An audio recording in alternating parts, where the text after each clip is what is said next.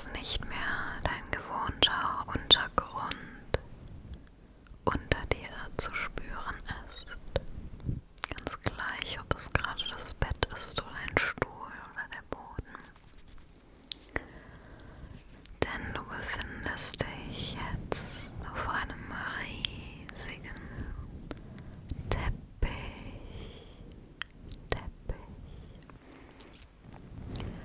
aus vielen kleinen Flickenfetzen.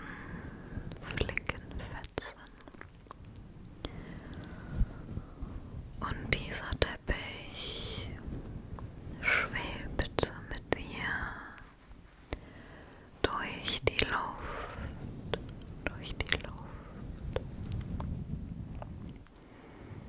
ganz langsam.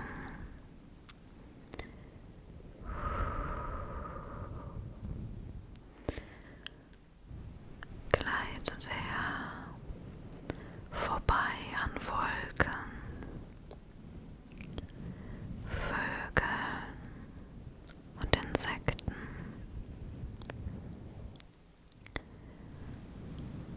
Die Sonnenstrahlen am Himmel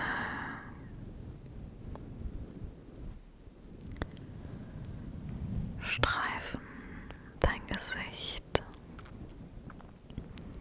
jedes Mal, wenn die Sonne zwischen den Wolken hervorblitzt.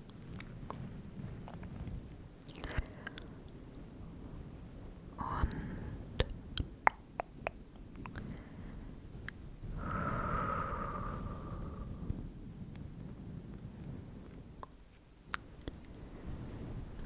irgendwann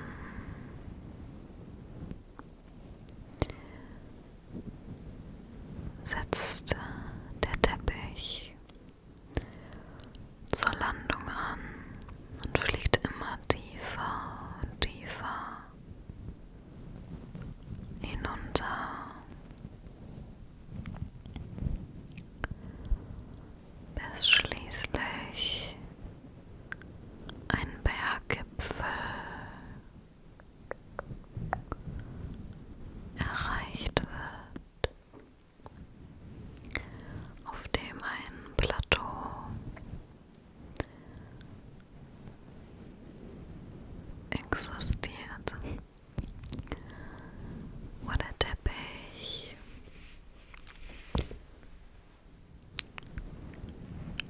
vorsichtig mit dir absetzt.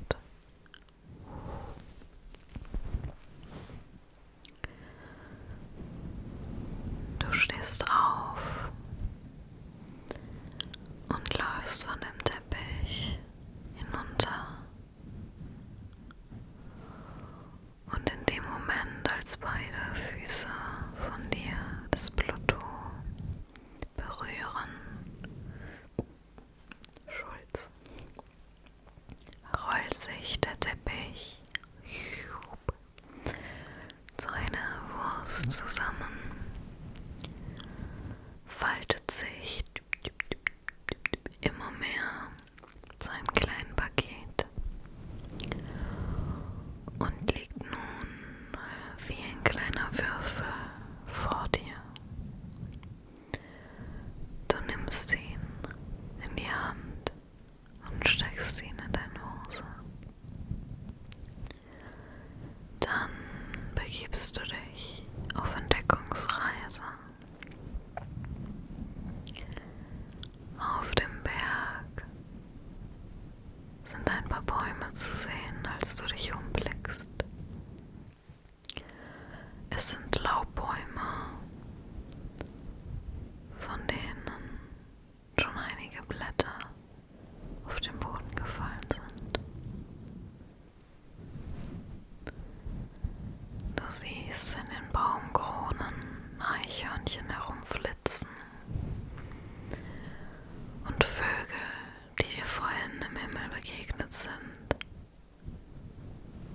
wie sie in ihren Nestern beruhigt schlafen.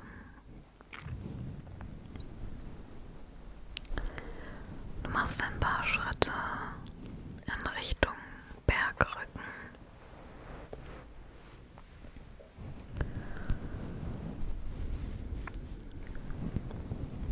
Also damit meine ich so einen Abhang. Und jetzt hat man statisches Geräusch gehört. Ich leg mal das Handy lieber weg.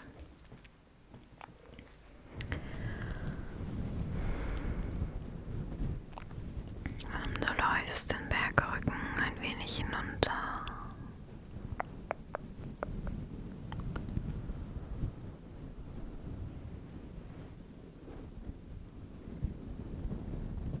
Ich sag später danke, Joker. Du läufst und du läufst. Spürst ein paar Steine unter dir.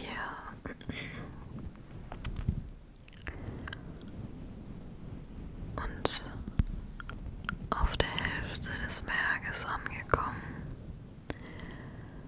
breitet sich eine große Wiese vor dir aus, mitten auf dem Berg. Etliche Blumen der unterschiedlichsten Sorte, Tulpen, Lilien, Geranien, Gänseblümchen und viele, viele mehr. Sie blühen in kräftigen Farben und Marienkäfer,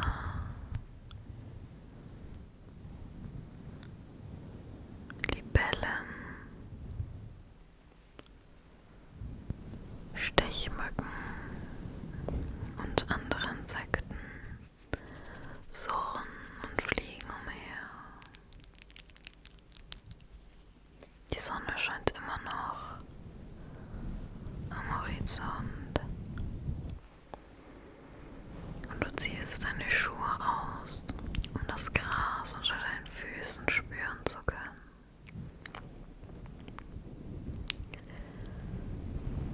Du läufst weiter, bis du schließlich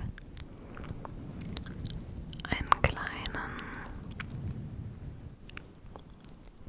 Hügel, also wirklich mini klein im Vergleich zu dem Berg, Hügel erkennst aus Ästen und Zweigen, Gras und Blättern. Und du siehst einen kleinen Eingang. Sieht aus wie ein Nest. Nest.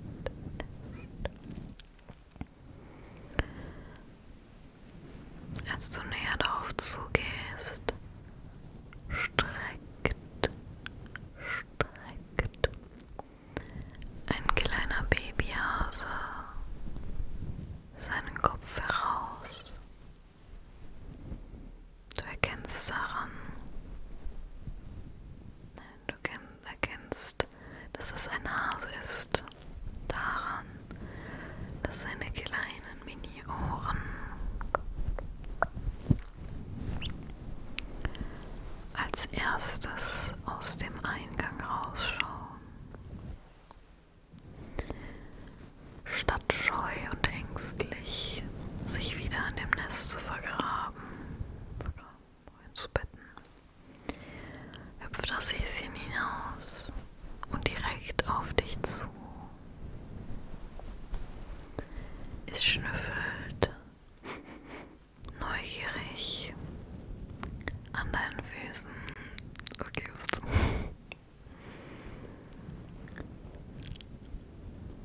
Und schaut zu dir hinauf. Du nimmst deine Hände, um das Häschen hochnehmen zu können. Und du spürst direkt sein unfassbar weiches Fell. Sein weiches Fell.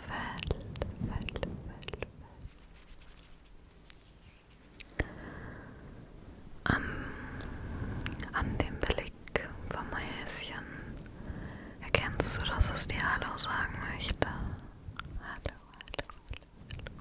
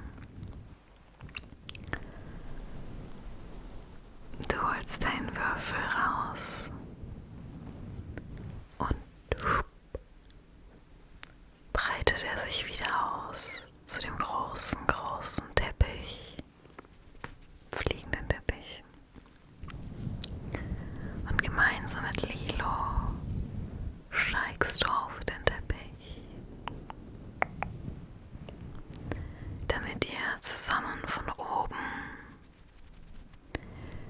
alles absuchen könnt, bevor der Flug startet. Gehst du zu einem der Flicken von dem Teppich, welche eine tiefgrüne Farbe hat und einen Kreis in der Mitte. Du nimmst deine Hand und presst sie gerade auf den Kreis von dem Flicken. Und in dem Moment fangen alle Flickenfetzen von dem Teppich an zu lodern und wabern, also zu leuchten. Und gib dir damit zu bekennen, dass die Suchfunktion nach der Hasenfamilie aktiviert wurde. Nun kann es losgehen und der Teppich hebt wieder ab und fliegt über die Wiese. Aber verlässt die Wiese und steuert den Bergfuß an. Also es geht noch weiter nach unten, vorbei an weiteren Bäumen, weiteren Steinwegen, bis schließlich die Wiese gar nicht mehr zu sehen ist. Der Teppich setzt zur Landung an. Das kleine Häschen und du verlassen den Teppich und genau wie auf der Spitze des Berges rollt sich der Teppich erst wieder ein und faltet sich dann zu dem kleinen Würfel, der in deine Hosentasche passt. Und tatsächlich, genau vor dir und dem Häschen ist ein großes Erdloch zu sehen. Es scheint frisch zu sein, denn die Erde ist noch ganz aufgewühlt an der Seite, so Bröckelchen. Doch wie könnt ihr, also das Häschen und du, jetzt sicher gehen, dass die Familie da drin steckt? Nicht, dass sich andere Gefahren, die dem Häschen wehtun könnten, darin verstecken.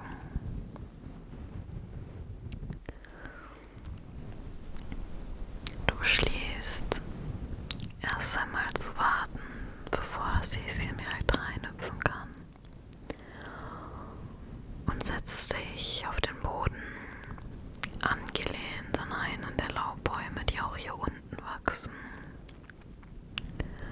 Nimmst das Häschen auf deinen Schoß und streichelst es beruhigend. Lilo fragt dich: Glaubst du, ich werde meine Mama wiederfinden und meine Geschwister? Beruhigend sprichst du dem Häschen gut zu und beruhigst Lilo. Und gerade als er fast seine Äuglein schließen wollte und einschlafen, siehst du zwei genauso süße Öhrchen wie von Lilo aus dem Erdloch schauen. Du wartest natürlich, um den Hasen nicht zu erschrecken, den du noch nicht kennst.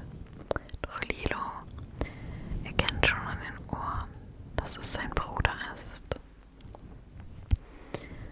Hallo Timon, hallo Timon, hallo Timon, ruft der Hase und hoppelt zu seinem Bruder.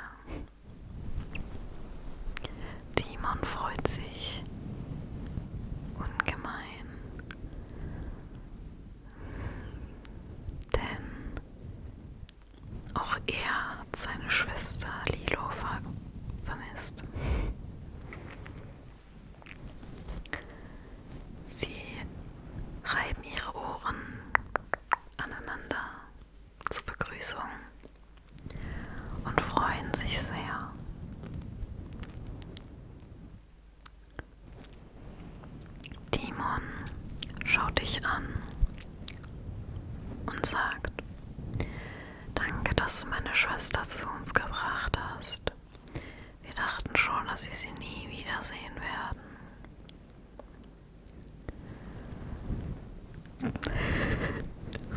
Entschuldigung, ich muss gerade in den Chat lachen. Wir möchten Danke sagen, meine Familie und ich. Aber wie passt du in das Erdloch hinein? Unsere Mutter hat tief unter der Erde schon ein Festmahl für uns vorbereitet.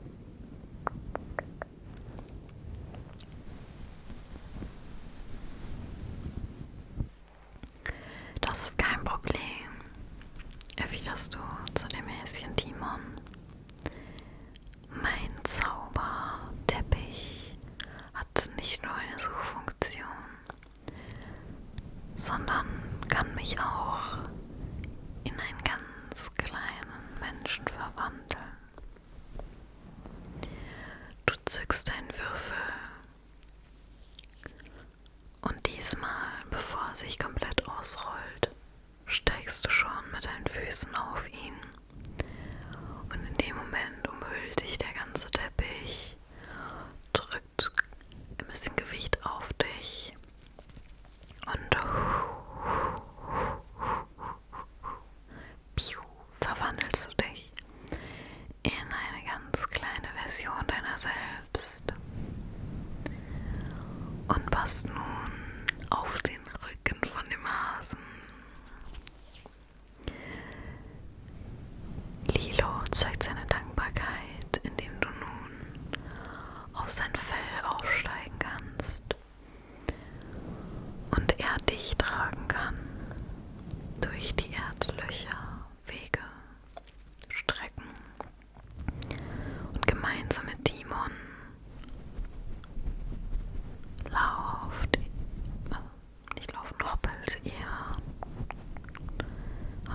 hoppelt ihr durch all die Gänge bis zu dem großen Bau unter der Erde, wo 10 weitere kleine Babyhasen sind und eine Mamahase.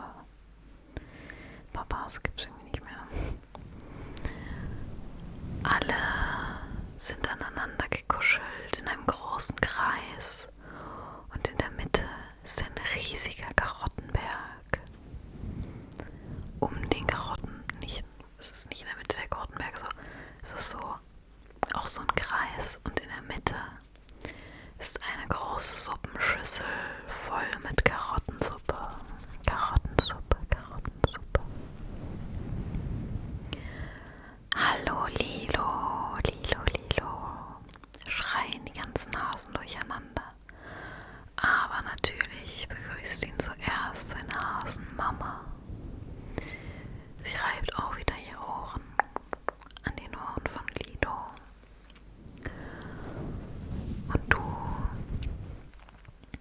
steigst von seinem Fell ab, was so unfassbar weich dich eingehüllt hat, und begrüßt ebenfalls die Mutter.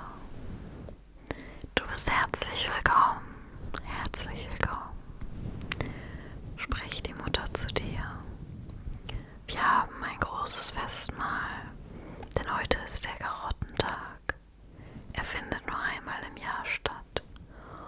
Wir suchen das ganze Jahr über die besten Karotten auf dem Berg. Du hast es vielleicht nicht gesehen, aber zwischen all den Laubbäumen, an den Wurzeln dieser riesigen Teile, wachsen Karotten, die man über Tage ernten muss.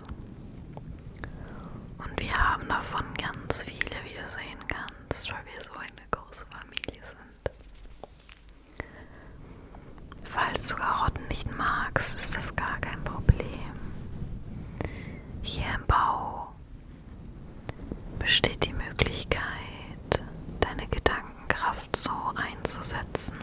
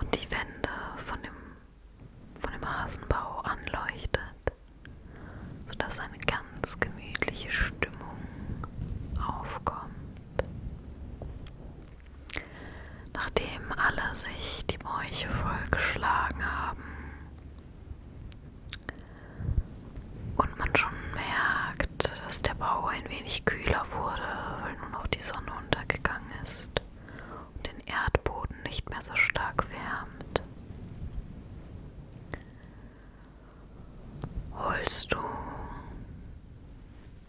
den kleinen Würfel,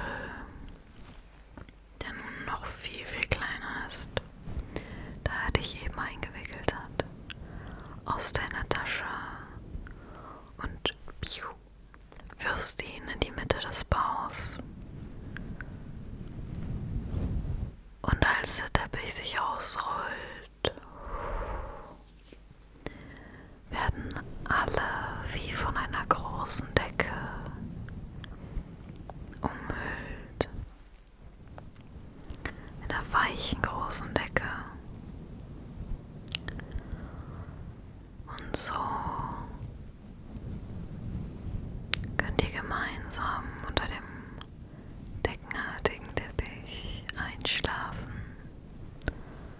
während ganz langsam das Feuer ausgeht und Lilo und Timon links und rechts von dir irgendwann anfangen einzuschlafen und zu schnarchen.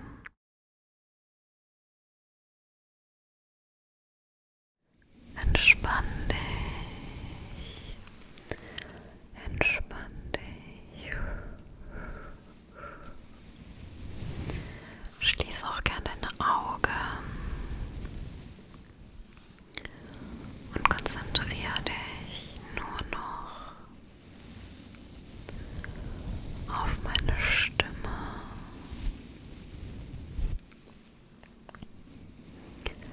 Und mit der Zeit bemerkst du,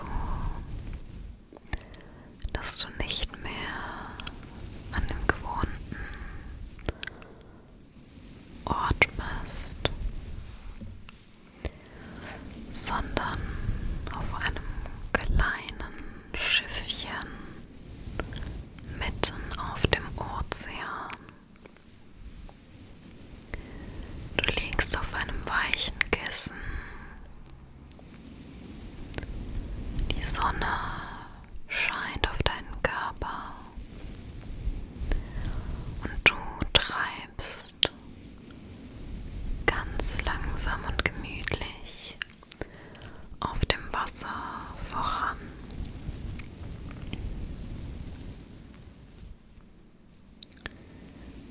Immer näher und näher einer kleinen Insel,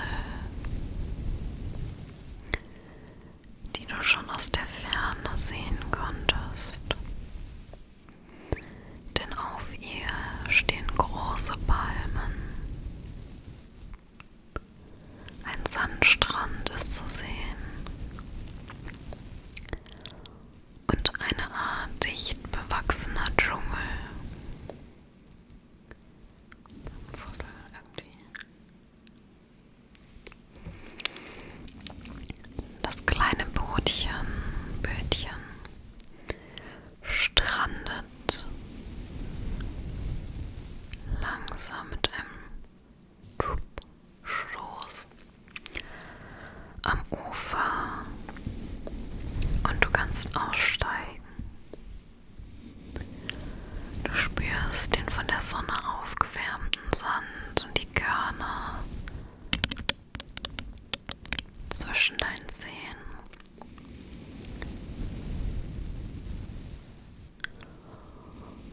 Und läufst relativ schnell, weil es sonst zu heiß wird unter dir, Richtung Dschungelgewächs.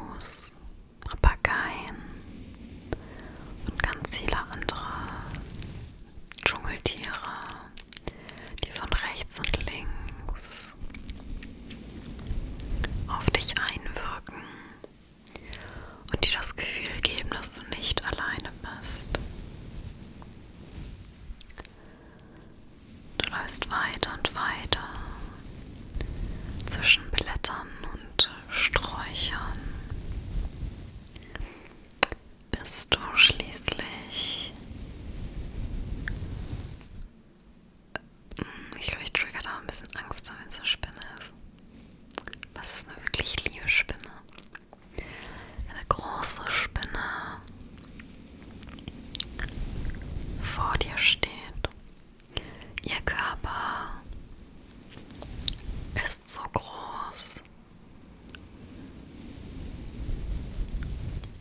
wie ein Schwimmreifen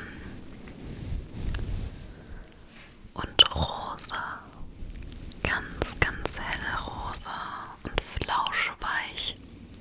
Ihr Körper sieht aus wie ein flauschiges rosa Kissen, was umherlaufen kann durch die Beine.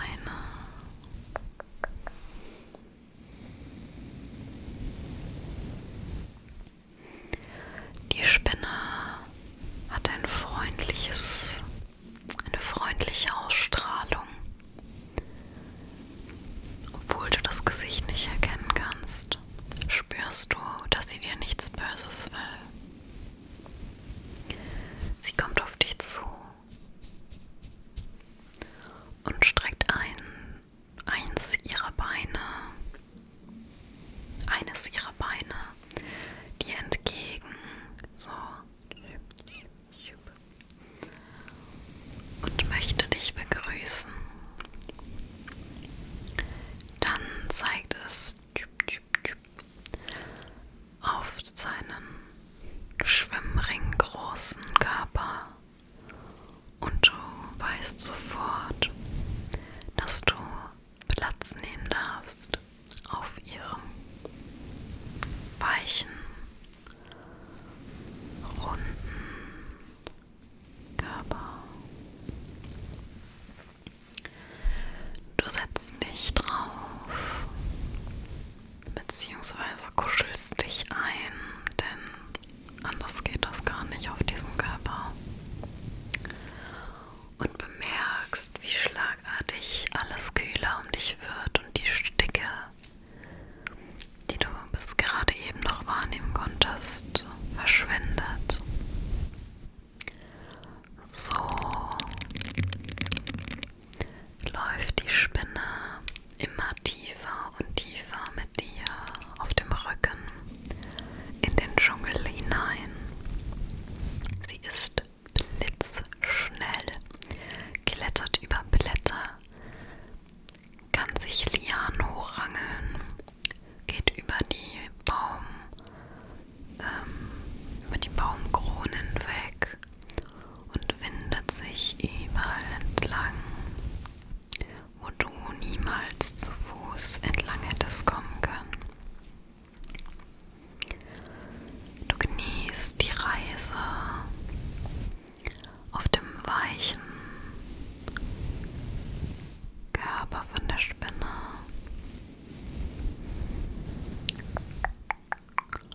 und fühlst dich sicher und geborgen.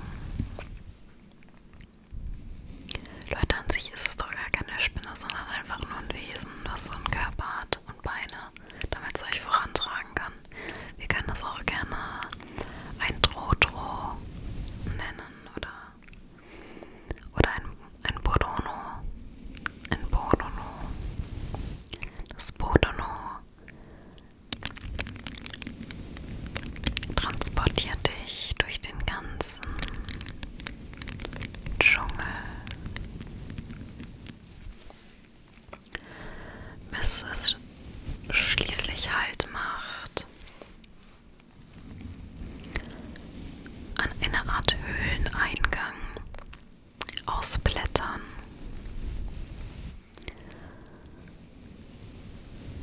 Die Blätter und Ranken gehen so weit hoch an der Höhle, dass du das Ende nicht mehr sehen kannst.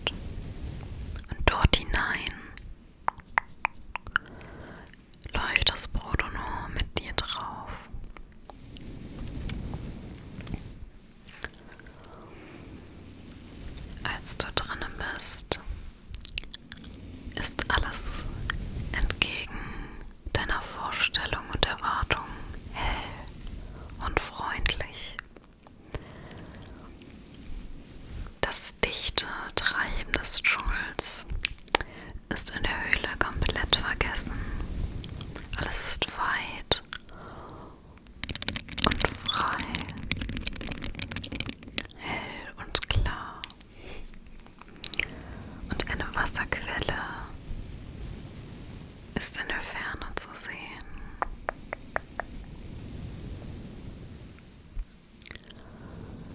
Die Spinne läuft zur Wasserquelle und du kannst von ihr absteigen. Jetzt sage ich doch wieder Spinne.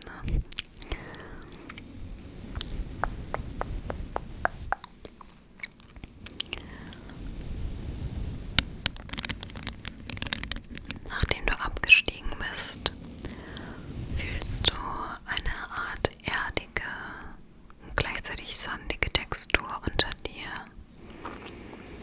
die kühlend auf dich wirkt. Du läufst ein Stückchen in das Wasser hinein und bemerkst, dass das Wasser nicht durchsichtig, sondern so hellrosa scheint, wie der Körper der Spinne. Gleichzeitig glitzert es hier und da, weil von der Höhlendecke Kristalle wachsen, die durch das helle Licht in der Höhle reflektieren und auf das Wasser scheinen. Es fühlt sich an wie ein magischer Ort, der dir Kraft schenkt. Auch die Spinne läuft langsam in das Wasser hinein und flupp sind ihre Ärmchen, Beinchen nicht mehr zu sehen, sondern sie verwandelt sich nur noch in ihren rosanen Körper, der zu einer Kugel wird und im Wasser umher schwimmt und treibt. Und dir wird klar, dass sich die Spinne so auflädt, damit sie so viel Kraft hat, im Dschungel zu überleben und so schnell überall hinzulaufen und dich zu tragen. Du fragst dich, ob dieses Wasser eine ähnliche Wirkung auf dich haben kann und schwimmst ein wenig tiefer in das Wasser. Und als du in der Mitte von dem Gewässer angekommen bist, merkst du, wie sich ein paar Wirbel im Wasser um dich bilden. Kein Strudel, der dich nach unten zieht, sondern wirklich einfach nur Wirbel, die dich umkreisen. Oh, sorry, das wollte ich nicht. Und mit jedem Mal, wo dich ein Wirbel umkreist, spürst du, wie dein Körper von unten nach oben aufgeladen wird, wie du wacher wirst, einen klareren Blick erhältst auf die Dinge und dich im Reinen mit dir selber fühlst. Genau in dem Moment fällt ein Tropfen von einem Kristall nach unten, der sich zu Wasser in Wasser verwandelt hat, was an der Decke runtergetropft ist. Und die Millionen Glitzerpartikel streuen über dich und wirbeln mit den Wasserwellen, die um dir sind, um dich herum. Alles fühlt sich friedlich an und genau richtig. Nachdem die Wasserringe langsam wieder aufhören, um dich herum zu sprudeln und zu kreisen, floppt der Körper der Spinne wieder auf. Sie läuft aus dem Wasser und wartet auf dich, dass du dich wieder in ihr weiches rosa Fell legst.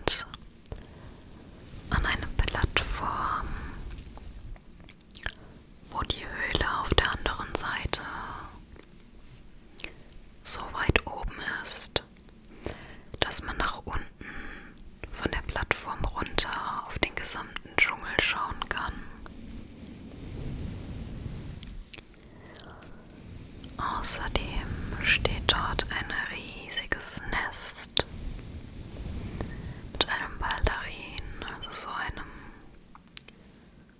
ganz, ganz dünnen Tuch, was als Schutz dient vor Insekten. Oben drüber unzähligen Kuschelkissen, die noch weicher sind als der Körper der Spinne. Und die Spinne und du nehmen dort Platz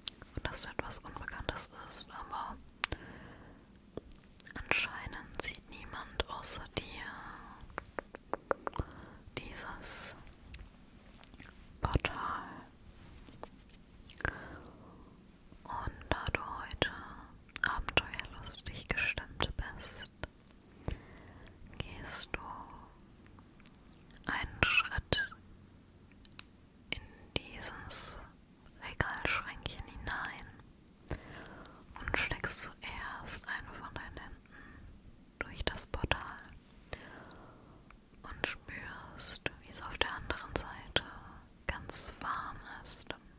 Angenehm warm, nicht ganz warm. Und du überwindest dich und gehst mit dem Rest deines Körpers auch noch durch dieses Portal und kurz spürst du einen Windhauch auf deinem ganzen Körper, aber nachdem du das Portal durchschritten hast, stehst du auf einer großen, grünen, mit Blumen übersäten Wiese. Du kannst zwar noch hinter dir das Portal sehen,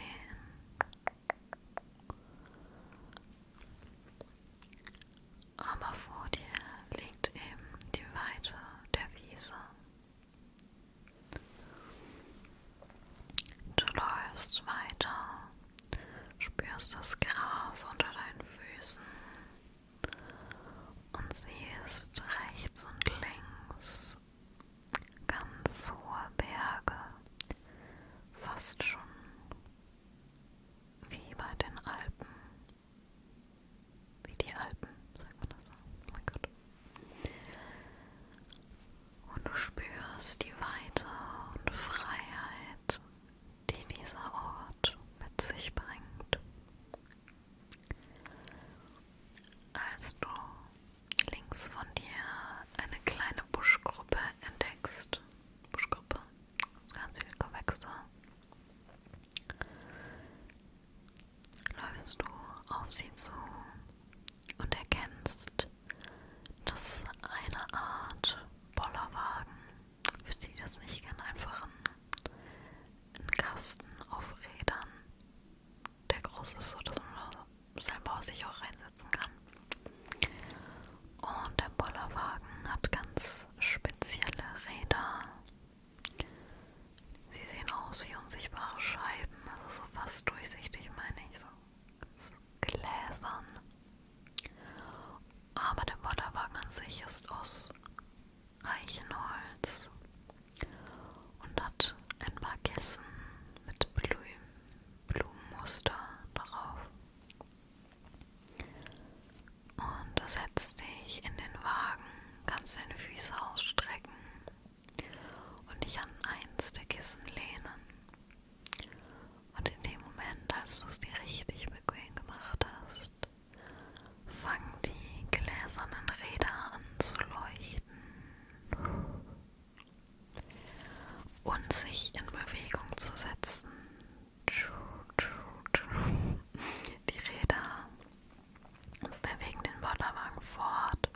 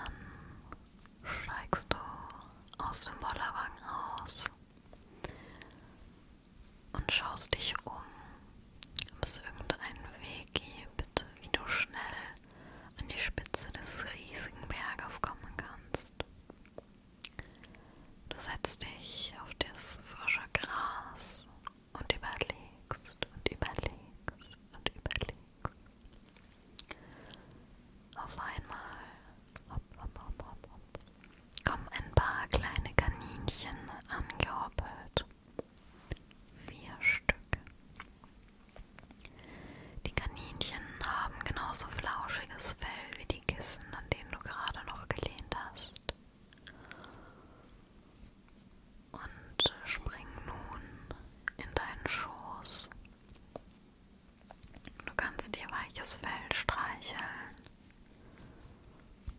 und wirst ganz abgelenkt davon, dass der Bollerwagen auf einmal die gläsernen Räder zu Flügeln verwandelt.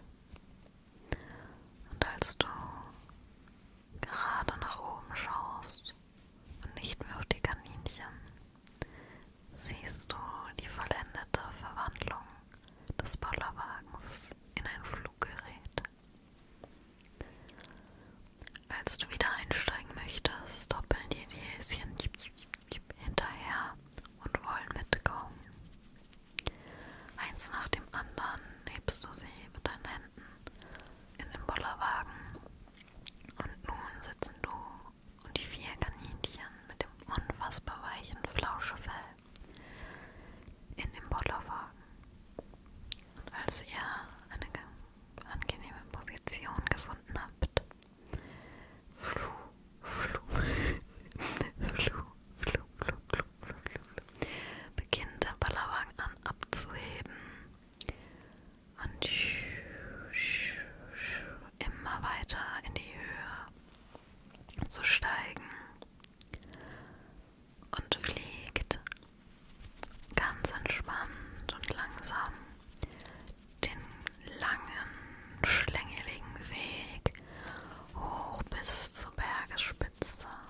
Bergesspitze, immer weiter und weiter. Du bemerkst den Wärmeunterschied, denn je mehr es nach oben geht, desto kühler wird die Luft. Und irgendwann ist der Bollerwagen so weit in der Luft, dass die Wolken nun unter euch liegen. Die Kaninchen haben ein bisschen Angst und kuscheln sich ganz nah an dich und wärmen dich dazu auch noch, weil jetzt hat die Temperatur ein bisschen anders ist. Dann siehst du langsam schon die Bergesspitze, auf der ein wenig Schnee liegt. Ganz leicht, das ist auch durch die Sonne, die trotzdem natürlich noch scheint, immer noch angenehm. Und nach ein paar Minuten ist der Bollerwagen bereit zu landen. Er fliegt ein paar Kreise um die Spitze herum und hat dann eine Stelle gefunden, an der besonders viel Schnee liegt, und setzt zur Landung an. Direkt als du aussteigst, verwandelt sich dein aktuelles Outfit in einen Schneeanzug mit großen, weichen Schneeschuhen. Die Häschen allerdings haben keinen Schutz, weshalb du die Häschen in die 4 Taschen, die perfekt im Schneeanzug in der Jacke eingenäht worden sind, steckst du sie hinein. Gerade Satzanfang vergessen. Und nun läufst du mit den 4 Häschen, die mit ihrem Kopf und den Ohren aus den Taschen rausschauen, durch den Schnee. Stapf, stapf, stapf. Du läufst nah an den Abgrund, aber natürlich so, dass du noch in Sicherheit bist. Und schaust den Berg hinab. Und genau in dem Moment lichtet sich die Wolkenschicht, die ihr gerade eben mit dem Bollerwagen durchflogen habt, und verteilt sich zur Seite, sodass du die ganze Wiese, auf der du gerade eben noch warst, überblicken kannst. Du siehst die sommerliche Ausstrahlung von der Wiese